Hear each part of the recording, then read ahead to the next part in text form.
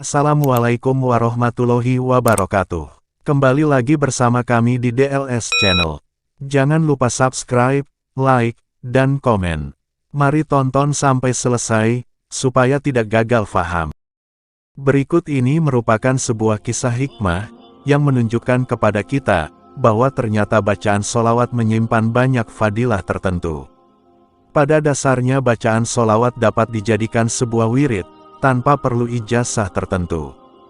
Karena secara khusus perintah membaca sholawat, telah terdapat dalam Al-Quran. Bacaan sholawat sangat begitu mudah, karena tidak terikat waktu, dan dapat dibaca kapanpun, dimanapun, dan dalam kondisi apapun.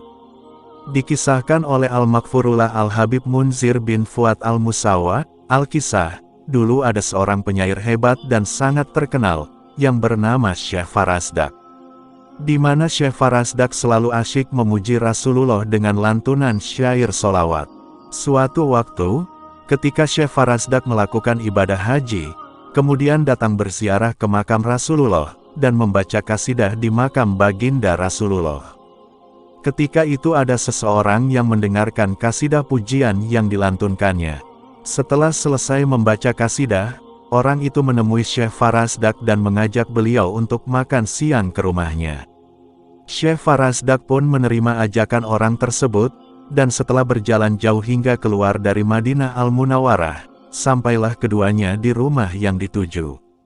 Sesampainya di dalam rumah, orang tersebut memegangi Syekh Farasdak dan berkata, "Sungguh aku sangat membenci orang-orang yang memuji-muji Muhammad, dan kubawa engkau ke sini untuk kugunting lidahmu." Maka orang itu menarik lidah Syekh Farasdak lalu mengguntingnya, dan ia berkata, "Ambillah potongan lidahmu ini, dan pergilah untuk kembali memuji Muhammad." Maka Syekh Farasdak pun menangis karena rasa sakit dan sedih, sebab tidak bisa lagi membaca syair untuk Sayyidina Muhammad. Kemudian Syekh Farasdak datang ke makam Rasulullah seraya berdoa, "Ya Allah, jika penghuni makam ini tidak suka atas pujian-pujian yang aku lantunkan untuk Nabi Muhammad, maka biarkanlah aku tidak bisa berkata-kata seumur hidupku. Karena aku tidak memerlukan lidah ini kecuali hanya untuk memujimu dan nabimu. Namun jika engkau dan nabimu ridho, maka kembalikanlah lidahku ini ke mulutku seperti semula." Beliau terus menangis, hingga tertidur. Di dalam tidurnya beliau bermimpi berjumpa dengan Rasulullah.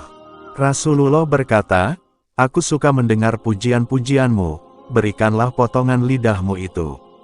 Lalu Rasulullah mengambil potongan lidah itu dan mengembalikannya pada tempat semula. Ketika Syekh Farasdak terbangun dari tidurnya, beliau mendapati lidahnya telah kembali seperti sedia kala, maka beliau pun bertambah dahsyat memuji Rasulullah. Hingga di tahun selanjutnya datang lagi menziarahi Rasulullah dan kembali membaca pujian-pujian untuknya. Dan di saat itu, datanglah seorang yang masih muda dan gagah, serta berwajah cerah menemui beliau, dan mengajak beliau untuk makan siang di rumahnya.